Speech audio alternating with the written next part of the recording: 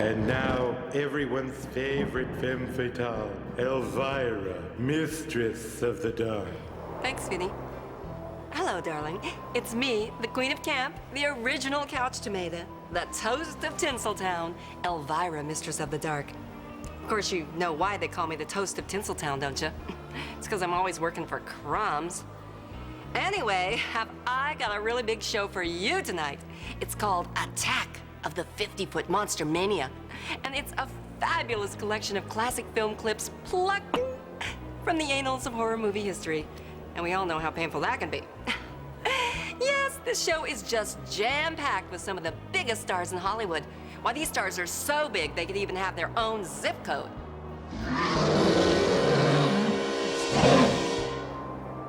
You know, it's gotta be tough, though, being a giant. I mean, think about it. What would you do for a living? Open your own big and tall shop? Show drive-in movies on your front teeth? And every time you wore yellow, you just know you'd have them school children jumping all over you. But the worst thing would be that you're always having to thank the little people. So, darling, just count your blessings and be happy that you're the puny, small, little, insignificant person that you are. Now sit back and try to enjoy yourself. It's time for Attack of the 50-Foot Monster Mania.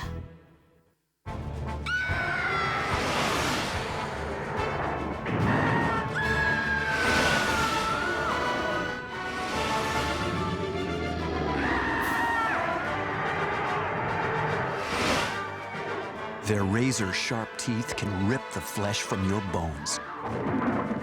Their deadly claws will snap you in half. Their giant feet are coming to crush your city. So lock your doors and prepare yourself for a show of monumental proportions.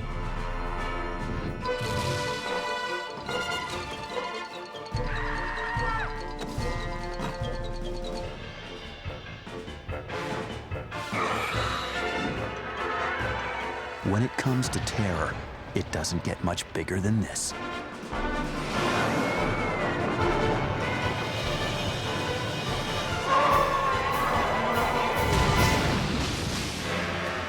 Throughout history, mankind has conjured images of giant creatures. Some have been benevolent spirits sent by the gods to guide or protect us. But most have worn the face of destruction. One of the things that having a giant monster does is it makes us all feel that we have a common enemy, and it actually draws us together. The advent of the motion picture created a new arena in which people could share and explore their fears and fantasies. At the turn of the century, French magician turned filmmaker Georges Méliès was astounding audiences with his motion picture illusions. For his 1912 film, Conquest of the Pole, Méliès built one of the cinema's first giant monsters.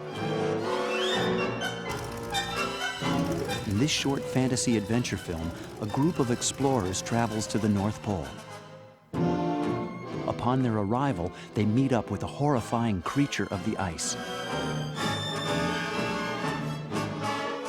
The evil specter rises from the frozen depths, angry and enormous.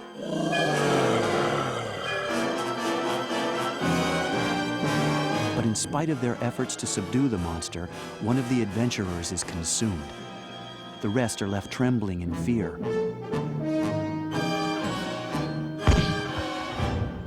In the end, however, man triumphs over monster. Movies were such a novelty that Georges Méliès' films were, in a sense, the first cinema rides, which some may argue is very weak on story and characters, but delivers far more than the usual film in terms of special effects.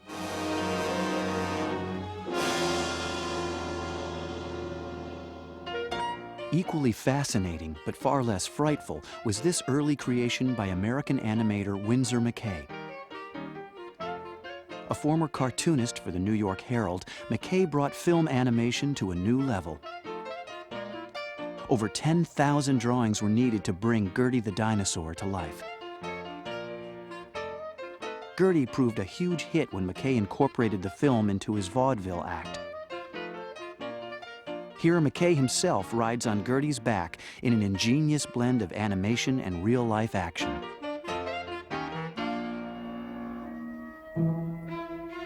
But it was trailblazing filmmaker Willis O'Brien who added a whole new dimension to movie monsters when he applied the basic methods of animation to three-dimensional objects.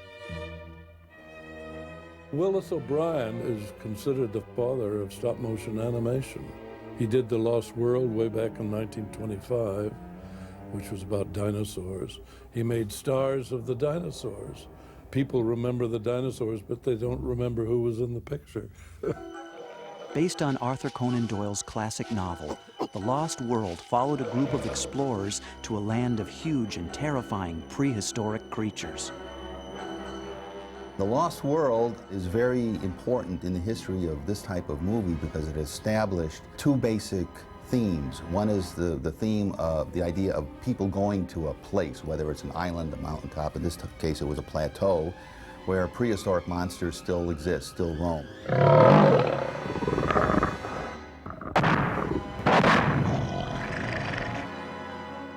It was also the first movie to have a giant monster, in this case a huge dinosaur, attacking a modern-day city. So it was from this one movie that stemmed all the films that followed, the King Kongs, the Godzillas, etc.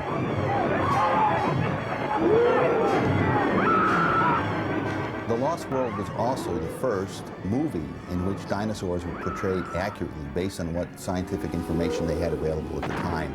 And if you put it in the perspective of when it was made and what was known back in 1925, and you think of all the years that have followed and all the movies that have been made during those years, it's still one of the only movies ever made to portray their prehistoric creatures in a realistic light based on what was known at the time.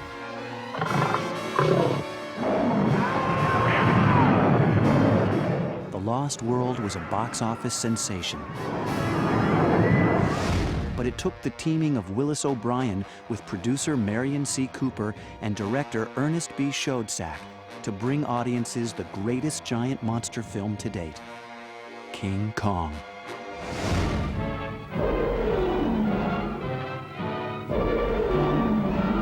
We're millionaires, boys. I'll share it with all of you. Why, in a few months it'll be up in lights on Broadway. Kong, the eighth wonder of the world!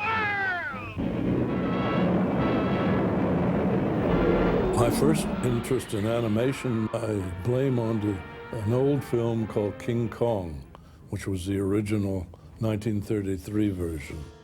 And I walked into Grauman's Chinese Cinema on Hollywood Boulevard, and I haven't been the same since. So that shows how influential a film can be. Adventure, to make you wonder if it's true, while your eyes convince you that it is. Truly, the thrill of thrills.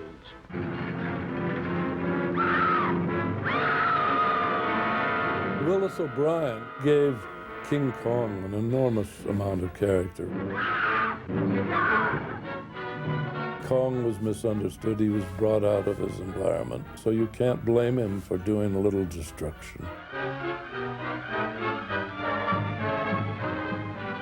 He's a star of Hollywood, and he was just a little figure about 18 inches high, covered with rabbit fur.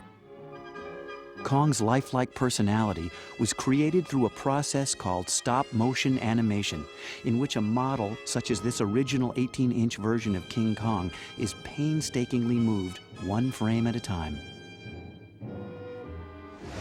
King Kong was so popular that despite the enormous effort involved in creating the special effects, a sequel was rushed into production and released later that same year. Having captured the public's imagination, Kong proved to be more than just a movie monster. Now a cultural icon, the screen giant became a king of movie merchandise as well. Over the years, Kong's stature grew ever larger, and so did his ability to sell products. If you've been looking high and low for a big car as good as a Volkswagen, maybe you should look into our big car, the Volkswagen 411. It has some things no Volkswagen ever had, like 4 big doors and lots of room and luxury for the whole family. So now, there's a Volkswagen big enough for just about everyone. On the heels of King Kong's blockbuster success came a number of lower-budget science fiction serials. But rather than employ the painstaking stop-motion techniques of Willis O'Brien, the makers of these Saturday afternoon kiddie matinees used real lizards covered with makeup. The results were often less than convincing. Don't move. We're safe from the monster if it doesn't see us. Last of its breath is deadly poison. They were playing mostly to kids between 8 and 16 who just enjoyed that kind of somewhat silly, exciting, fast-paced sort of adventure. Faced with the challenge of producing a serial week after week, filmmakers had to work fast and cheap. No one doubted that stop-motion animation would have been more convincing, but real lizards were far less expensive. Perhaps even more threatening than giant gorillas and lizards was a giant human.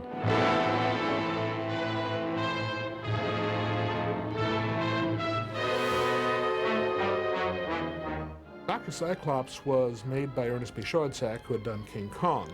And I think the idea was initially essentially to do a King Kong-like picture where you, instead of having a giant monster, you have tiny people being threatened by a regular-sized person who then, relatively speaking, becomes a giant monster. To them, a crocodile becomes as huge as a prehistoric monster. A rifle as unwieldy as a siege gun. A landmark of the genre, Dr. Cyclops flawlessly blended rear screen projection and other proven techniques with innovative new special effects. What are you going to do?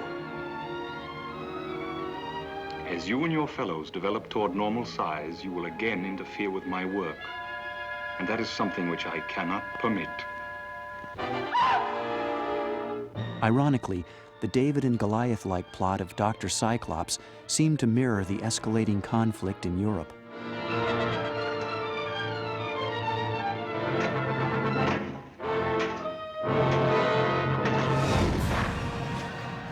But the giant monsters of Hollywood paled in comparison to the horrors of the Second World War. And for the next few years, America's nightmares came not from the silver screen, but rather from mankind itself. Japan has surrendered, and there's jubilation around this earth. With the Allied victory in 1945, the monster genre was reawakened. Hollywood's first post-war giant hit the theaters in 1949. Mighty Joe Young was a movie monster in the classic King Kong mold. One of the great periods in my life was to be able to work with Willis O'Brien when he started Mighty Joe Young. I was with him when he started his first sketch of the gorilla, of what it would look like and its relation to the person. I gave him a lot of character by having him pound the ground every time he was angry. Though the film's stop-motion effects were the best yet produced, audiences found Mighty Joe Young to be more sweet than scary. But it took a blast of cataclysmic proportions to bring the horror back to gigantism. What terrified us now was the threat of Armageddon and the devastating forces that science had unleashed. I think the bomb really indicated that we had the power to eliminate ourselves. We had the power to destroy the world. And I think it changed the view that we have about violence and power. The bomb meant you could have the power to destroy large populations. This is not a test. You know, in the 50s, with all the atomic stuff, that was a pretty scary time. I can remember, you know, in school even, where you did the thing where you know, a bomb goes off, the atomic bomb goes off, and you jump under your chairs. Duck and cover, duck and cover, duck and cover. Like that's really going to help you a lot, you know? So, I mean, you'll just be cooked under there, but at least you'll be under the chair. Enemy aircraft are over Canada. With the possibility of annihilation looming over the nation, the monster genre was reborn with the creation of the atomically mutated beast. I think the bomb shook us up. I think what it also did, it created a great understanding of genetics. And where there's genetics, there's mutations. things can go wrong. There was some science actually backing this up. So when you mix bomb, genetics, DNA all together, it's a great setting from which to create mutated monsters. But whether it was the pitfalls of a new technology or space invaders, fear was at an all-time high. Radiation was used primarily as a pretext. It was so permeated into the culture of the time that people didn't think in terms of electricity, which is what created the monsters back in the 30s and the 40s. They thought of radiation. It was bigger and more powerful than electricity and scarier because, unlike electricity, which you control by flicking a switch, radiation is out of control. Nobody knew what it did. The world had become a warped, bizarre place where the war was cold, the atom huge, and like small insects, paranoia was growing. Perhaps Americans couldn't define these fears, but Hollywood could. These movies had teenagers screaming across the nation and reveling in the golden age of the giant monster.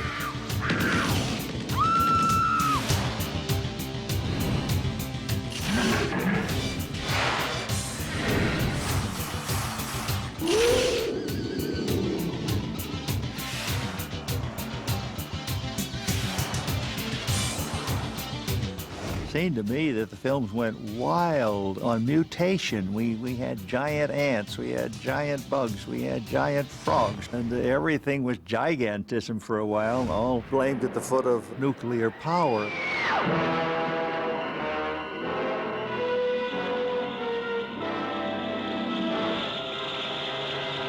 The isotope triggered our nutrient into a nightmare. A blunder that transformed a tiny insect into the 100-foot spider that was now ravaging the panic-stricken countryside. A lot of these films, it was like, watch out for what you're doing. Don't carry stuff too far. Most of the scientists in the sci-fi movies of the 50s were like crazy guys experimenting with atomic stuff. Let's go! We're all ready. Come on, hit this quick! How many big giant bugs did you have on account of setting off the atomic bombs in the desert? There were tons of movies made that way.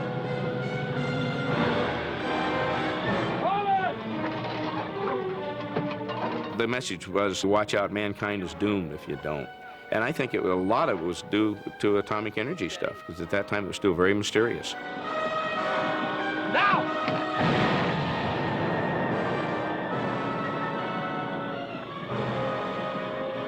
Unfortunately, animals and insects weren't the only ones affected by our nuclear fallout. Human molecules proved to be just as vulnerable. In the 1957 film, The Incredible Shrinking Man, an American vacationer undergoes a gradual yet terrifying transformation after being exposed to a mysterious radioactive mist.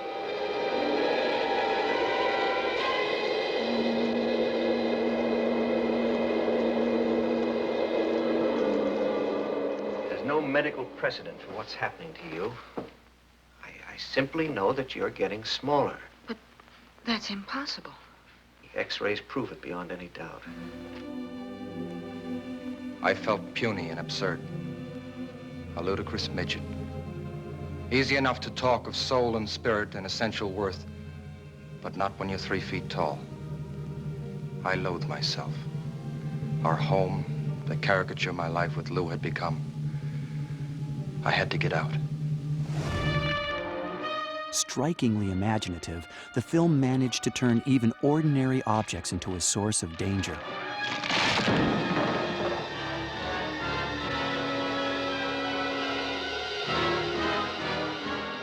What happens with The Incredible Shrinking Man is you see a gradual process of someone who gets smaller and smaller. And as you get smaller and smaller, the chance that you could fall through the cracks really hits a nerve that many people can relate to. You don't have to be small in size to have that fear that you can fall through the cracks of this world. And so there's a lot of identification with the vulnerability of that person.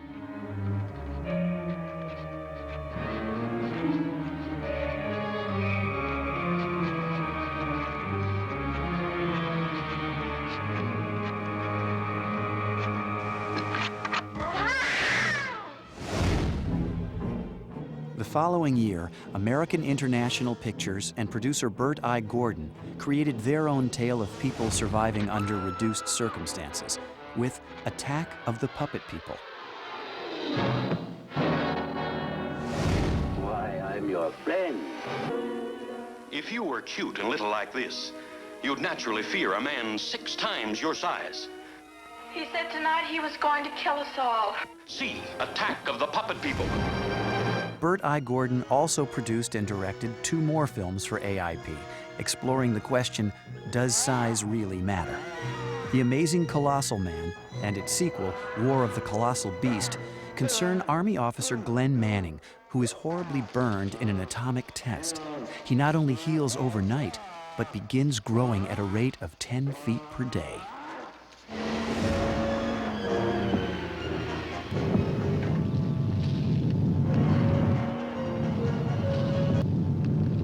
What's that? I don't know.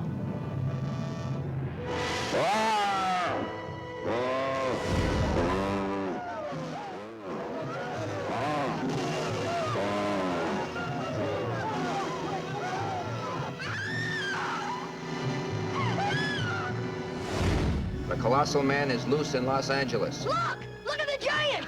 There he is! He's tremendous! Give yourself up. Escape is impossible. Harmed if you give yourself up. Like many films of the 1950s, the movie resolved itself with an electrifying death scene that shocked the monster as well as the audience. Wait, Glenn, wait! At the climactic moment, the movie switched to full color.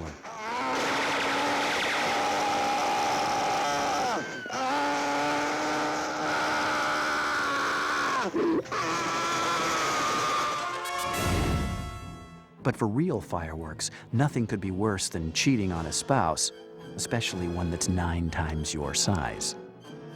In 1958, Allied artists countered AIP's Colossal Man by giving equal rights to Attack of the 50-Foot Woman. The film starred Allison Hayes as a woman whose genetic balance is altered in an alien encounter. Not only does she grow in size, but her jealousy grows to match. By the late 1950s, drive-in theaters became increasingly popular, and movie monsters began turning up all across the country. For couples on a date, there was no better excuse than terror to seek comfort in each other's arms. These high-concept, low-budget monster pictures were rarely believable, but it didn't matter. Teenagers couldn't get enough.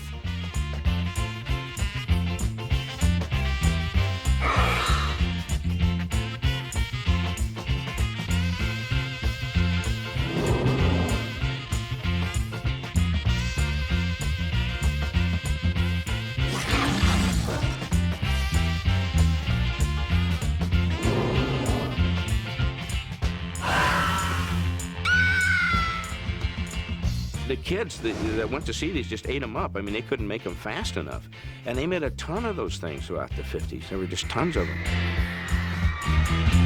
In 1958, Bert I. Gordon brought teens, giant monsters, and rock and roll together in Earth versus the Spider.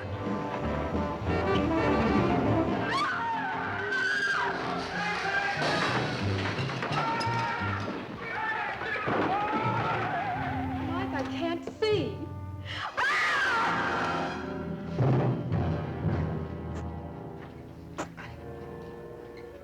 Are you okay, Carol? I think so. What's that noise?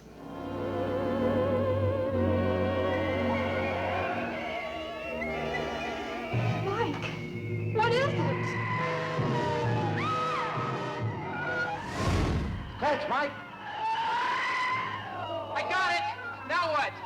There's a rubber glove. Put it on. Much like War of the Colossal Beast, the movie has an electrifying climax. The spider is killed when a live power line is attached to its web. Okay!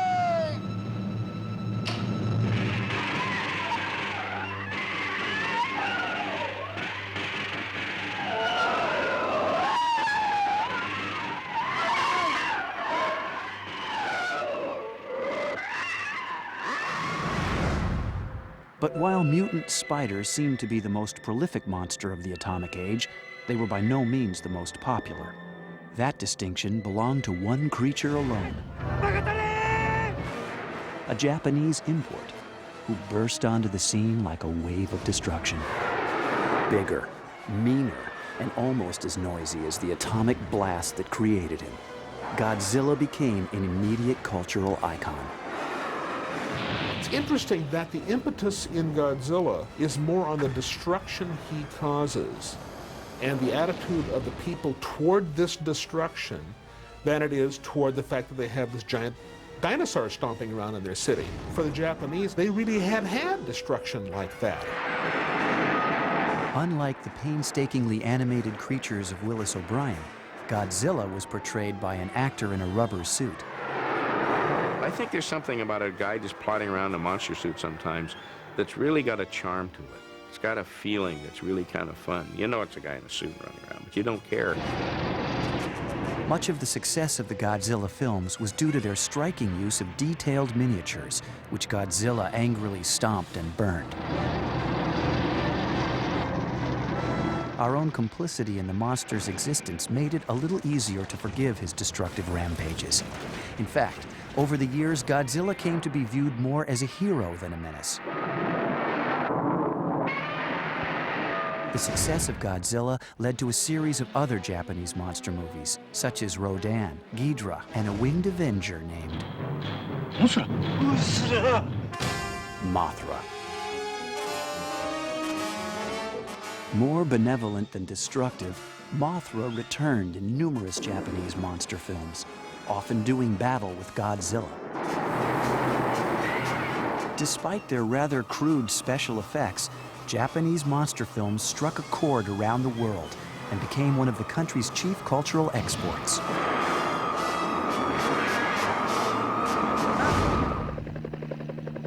In 1962, giant monster fans had their greatest dream realized in what was surely the battle of the century. It's Godzilla! King Kong versus Godzilla.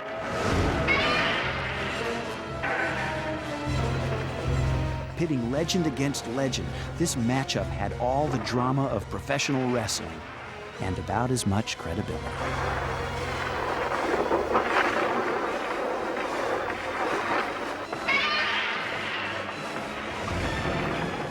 To audiences, it didn't seem to matter who won, as long as lots of real estate got trampled.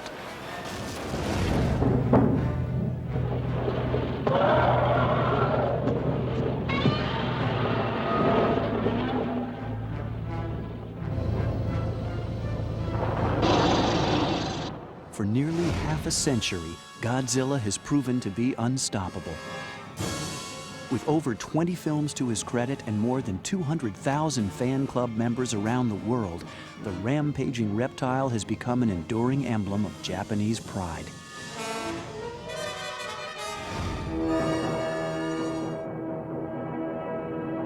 Halfway across the globe, British filmmakers tried to horn in on Japan's top monster with a Godzilla-like creation of their own.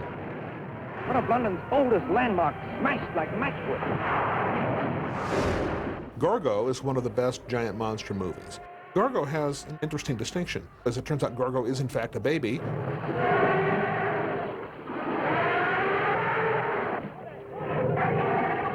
His mommy comes up out of the Irish Sea and takes Gorgo away, and they walk off back down the Thames with everybody saying, well, I'm glad they're leaving. Maybe our prayers have been answered. She turns back, turns with her young, leaving the prostrate city.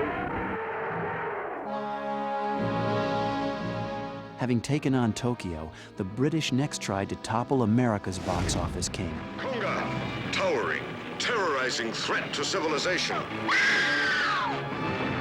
Konga, ever-growing man-made beast of immeasurable strength. Let me go! Though undeniably campy, these bargain bin horror films had a laughability factor that gave them a certain charm. There's a huge monster gorilla that's constantly growing to outlandish proportions, loose in the streets.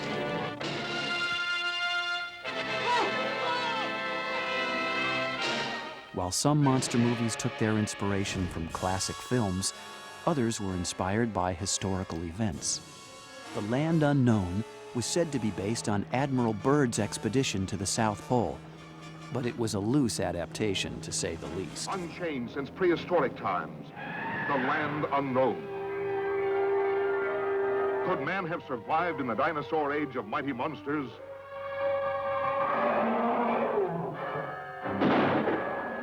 Shudder at history's most ferocious killer, Tyrannosaurus Rex, huge carnivorous man-eating plants.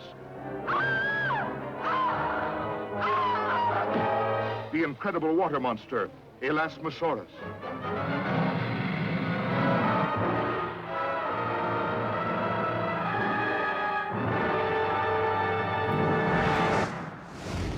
While Hollywood churned out these low-tech treats, Ray Harryhausen single-handedly brought the giant monster genre to a new level of sophistication. Harryhausen is really important because what he did was, just as Willis O'Brien inspired him as a kid, he inspired a whole generation of people. He was like a primary force. I don't think anybody in this world can say enough positive things about Ray Harryhausen. Having learned his craft from Willis O'Brien during the filming of Mighty Joe Young, Harryhausen brought both his talent and imagination to the animation in The Beast from 20,000 Fathoms. I was offered The Beast from 20,000 Fathoms, and of course, the first remark was, we don't have very much money, but we want to put something important on the screen.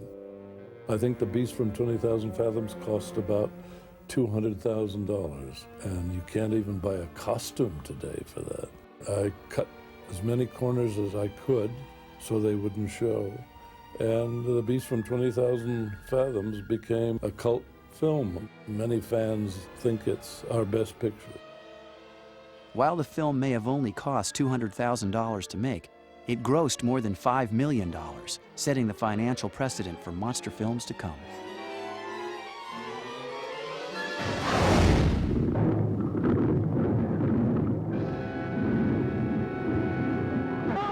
A tidal wave of terror engulfs the screen as a raging monster from the dawn of creation attacks the world of man. 1958's It Came From Beneath the Sea held even more creative challenges for Ray Harryhausen. His budget was so low that instead of having a giant octopus, he had a quintupus because they couldn't afford to put the extra tentacles on, so it had 5 tentacles instead of 8.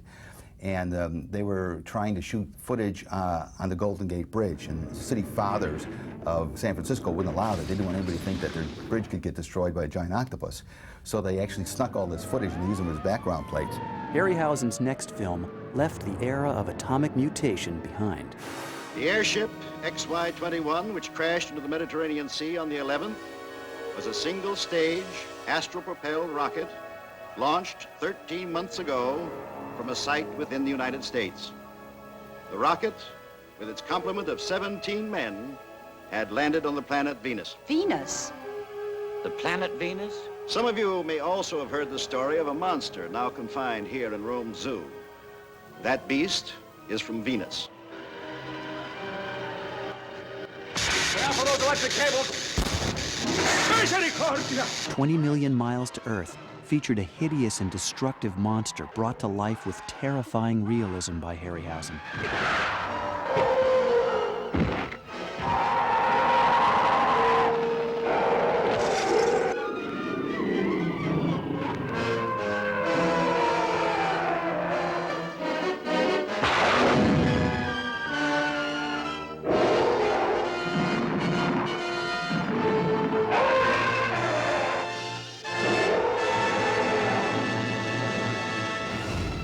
But of all the Harryhausen creatures, none were as spectacular as the ones created for his films based on ancient mythology. I got tired of destroying New York. I got tired of destroying Washington with Earth versus the Flying Saucers. And San Francisco, we pulled down the Golden Gate Bridge. So it got rather repetitious. So I was looking for a new outlet for stop-motion animation. This medium seemed to be just made for mythology and the so-called fairy tale. So I looked through all the mythology books, and finally I came across Sinbad, who personifies adventure. Journey to a magical time when demons and heroes battled for the golden treasures and human spoils of forgotten kingdoms. Seven Voyages of Sinbad was to the 50s generation what King Kong was to the 30s and what The Lost World was to the 20s. That was the primo giant monster movie. Taking the best from classic old films like King Kong and Mighty Joe Young, Harryhausen brought new life to stories which were thousands of years old and created monsters that were like nothing ever seen before. But A Seventh Voyage of Sinbad turned the world around. People had not seen anything like that in years, or anything remotely like that. And what he did in the next few years spoke to the hearts of children the world over, and I think has changed the direction of movies. The Seventh Voyage of Sinbad. She was once a beautiful princess. The sadistic magician shrinks her to the size of a tiny doll. And now, Sinbad must destroy a legion of hell-spawned monsters to save her. See the attack of the giant two-headed bird. See the spectacular battle between the one-eyed Cyclops and the fire-breathing dragon. In 1963, Harryhausen topped the success of Sinbad with the even more spectacular Jason and the Argonauts. Now, from the makers of Sinbad, Columbia Pictures presents Jason and the Argonauts. The mightiest band of warriors the world has ever known. Turn back, Jason! We're trapped! The next step was the Legends of Greece. After we made Sinbad, we made Jason and the Argonauts. Sailing to the ends of the earth, caught in the clutches of the towering bronze giant Talos, taming vulturous harpies, facing the dreaded seven-headed Hydra, battling the merciless army of skeletons. Jason and the Argonauts, the search that became a legend. In 1966, Ray Harryhausen returned to his prehistoric roots with a remake of 1940's 1 Million Years BC. When the earth parted and the mountains fell, primitive man and monstrous beasts fought each other to inherit the earth. See the fascinating, strange, and fearful creatures who roamed and ruled the earth 1 million years BC. In the film, Harryhausen blended live-action lizards with his traditional stop-motion creatures to give new life to this classic theme. The pterodactyl, a flying reptile with giant teeth. But this time, Harryhausen's effects were not the only attraction for audiences. Introducing the fabulous Raquel Welch, the sensational star discovery of this or any other year in 1 million years BC. Ray Harryhausen's effect on movie makers and just regular people cannot possibly be overestimated. He may be the greatest single individual, other than Walt Disney, to have had an impact on the way people view fantasy films. During the 1960s, other filmmakers were also inspired by literature and myth. Based on a novel by Jules Verne, Henry Levin's Journey to the Center of the Earth concerns a group of 19th century explorers on a wild adventure. One of the highlights of the film was this sequence in which the giant creature emerges from the Earth's core. Do you realize we know less about the Earths we live on than about the stars and the galaxies of outer space? The greatest mystery is right here, right under our feet. Starring Pat Boone, James Mason, and Arlene Dahl, the film was nominated for 3 Academy Awards, including Best Art Direction and Best Special Effects.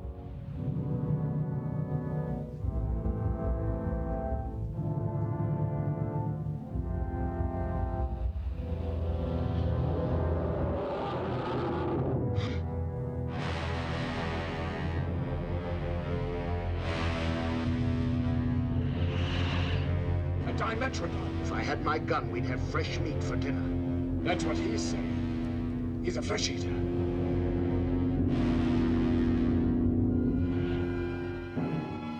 Another classic was brought to the screen when Arthur Conan Doyle's novel The Lost World was remade in 1960. The film revisited the theme of an exhibition leading to the discovery of dinosaurs. Ladies and gentlemen, prepare yourselves for a shock. Gigantic creatures of the long-dead Jurassic period.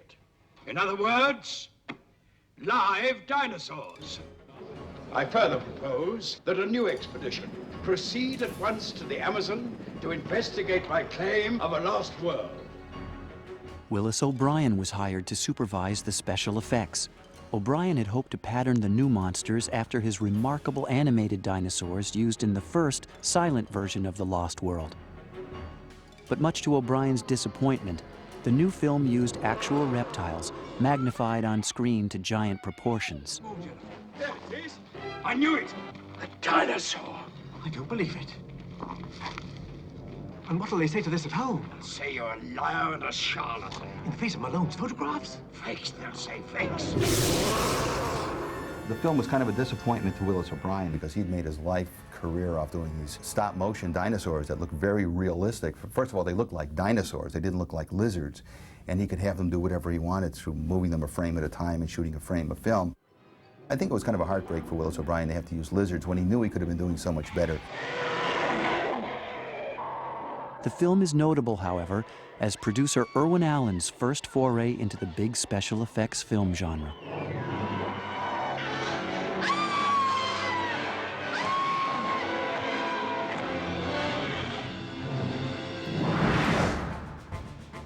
Throughout the 1960s, Irwin Allen's name became synonymous with popular science fiction entertainment, full of adventure, high-tech visuals, and larger-than-life monsters.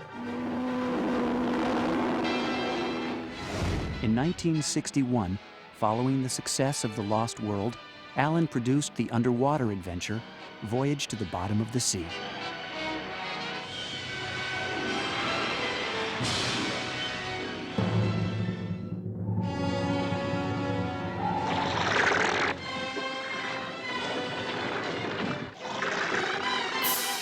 Three years later, Allen reincarnated his hit film into an equally exciting and successful TV series.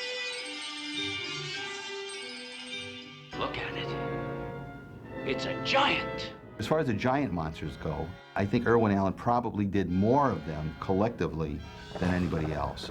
Almost every week on Voyager, one of these shows, he had a giant octopus or a walking mummy of an alien or something or other. Each episode featured impressive special effects. Seen here in this rare behind-the-scenes footage is just one of Irwin Allen's unique miniature props. Yeah, little kids who saw those shows loved them because they were full of monsters. They wanted to see big people in weird suits grabbing onto the sea view and shaking it. Fire in charge.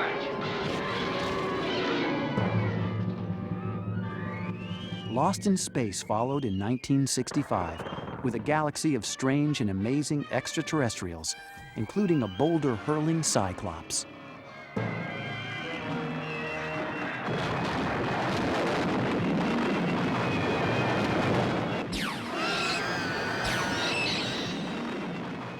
But Irwin Allen's most significant contribution to the giant genre appeared in 1968 with the wildly inventive Land of the Giants.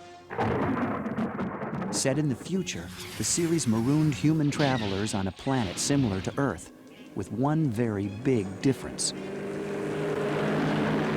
Their lives were constantly threatened by oversized men, animals, and children. Land of the Giants' pilot episode was the most expensive TV show ever made up to that time. Although the technique of combining oversized props with rear screen projection was not new, Irwin Allen nevertheless turned cinematic tradition into a pop culture art form.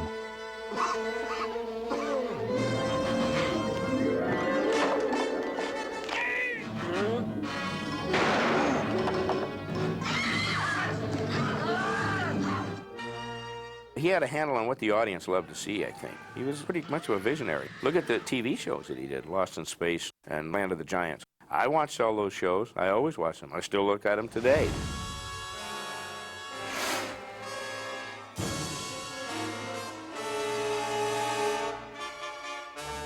With motion pictures, TV shows, and magazines like Famous Monsters of Filmland fueling the fire, the giant monster craze blazed across America.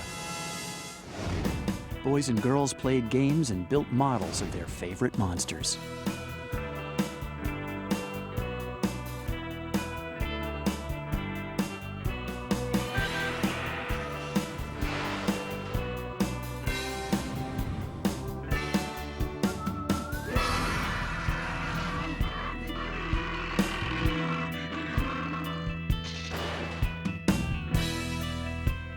children's fascination for movie creatures seemed tireless, among older audiences, Hollywood's usual special effects seemed to be losing their luster.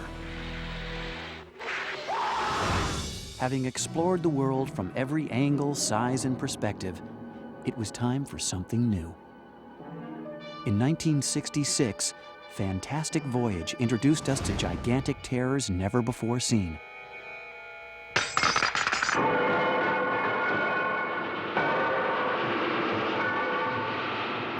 But this time, the monsters weren't animals or aliens.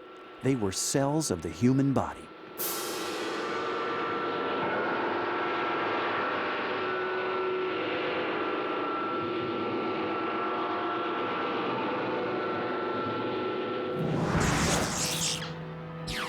The movie was aimed at adults with a taste for the psychedelic. It was sort of a groundbreaking film. We did lots and lots of things for the first time.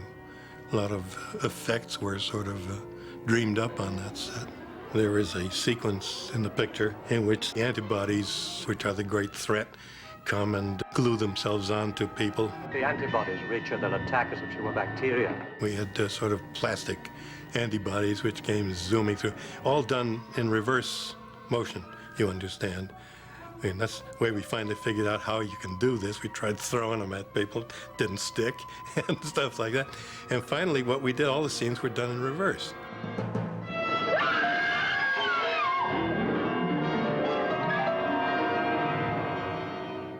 When Fantastic Voyage came out, I had seen it, and my wife asked me, what would you like to do for your birthday? And I said, well, I got about 55 friends around town. I'd like to see them see the picture with me.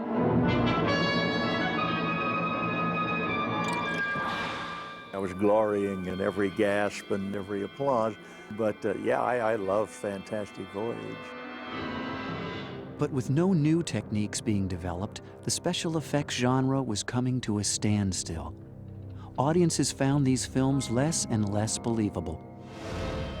Old-school science fiction films like Bill Rebane's The Giant Spider Invasion found a limited audience in 1975. Equally disappointing was Bert I. Gordon's adaptation of the H.G. Wells novel Food of the Gods. Now, American International Pictures brings this most incredible H.G. Wells science fiction classic to the screen. The Food of the Gods. Imagine a rooster 6 feet tall. Swarms of hawk-sized wasps and panther-sized rats hunting humans in packs. The giant monster movie seemed to be growing smaller with each passing year. By now, it had been reduced to showcasing little more than unsophisticated special effects, poor dialogue, and obvious exploitation. I want you to make love to me. It is crazy, isn't it, at a time like this? Will H.G. Wells' most frightening prediction in The Food of the Gods also prove accurate? Think about it. Despite the film's heavy promotion, audiences didn't bite. And Hollywood's big-budget remake of King Kong was also disappointing. Instead of the landmark special effects promised by producer Dino De Laurentiis, most scenes in the film featured makeup artist Rick Baker in a gorilla costume. Some science fiction filmmakers were beginning to wonder if giant monsters were doomed to extinction.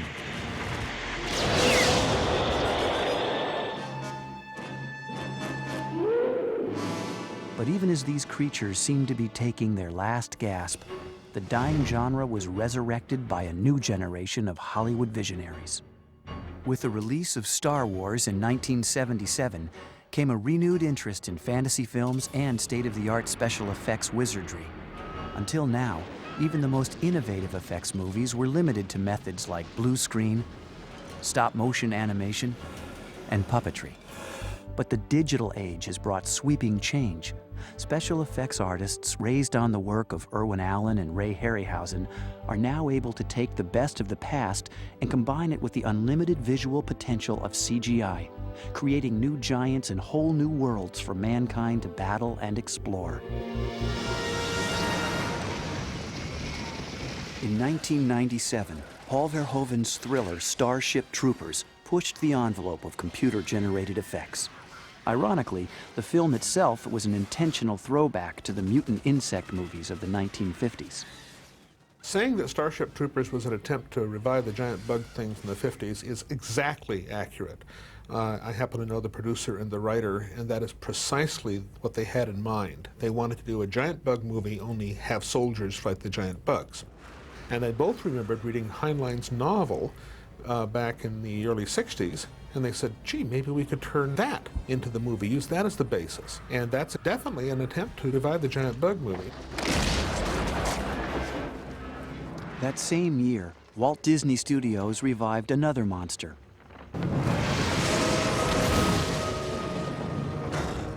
The giant gorilla. In its 1998 remake of Mighty Joe Young, a classic film gets a digital update. The film ingeniously blends contemporary computer-generated images with more traditional special effects techniques. Once again, the incomparable Rick Baker is responsible for creating the lifelike gorilla costume. One successful picture will stimulate a whole series of other pictures. Of course, the CGI is so flexible and a marvelous tool to have in filmmaking today that it continues to breed the so-called destruction pictures and monster pictures. We have come full circle in a sense from where Méliès introduced us to effects and effects ride at the turn of the century. We are back at that same point. The movies being made today that have a science fictional content have the same sort of appeal to mass audiences as films that Méliès made at the turn of the century. As we enter the 21st century, what will our greatest fears be? And what new monsters will we create to manifest them? In the nearly 100 years since Méliès's Arctic Monster, movie makers have brought countless amazing creatures to the silver screen. No doubt the next century will bring surprises and horrors that we can scarcely imagine. So much the better, because the best monster is one audiences don't expect. We don't see it coming, even when it's 50 feet tall.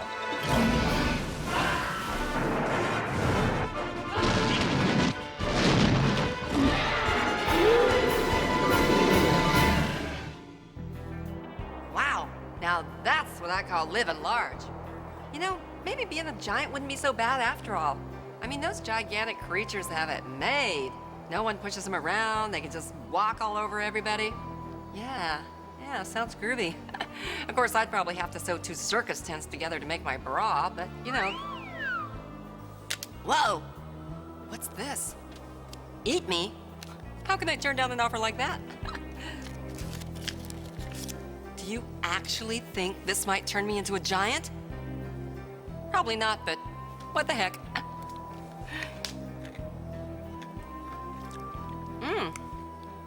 Ooh. Golly, I'm suddenly feeling very strange.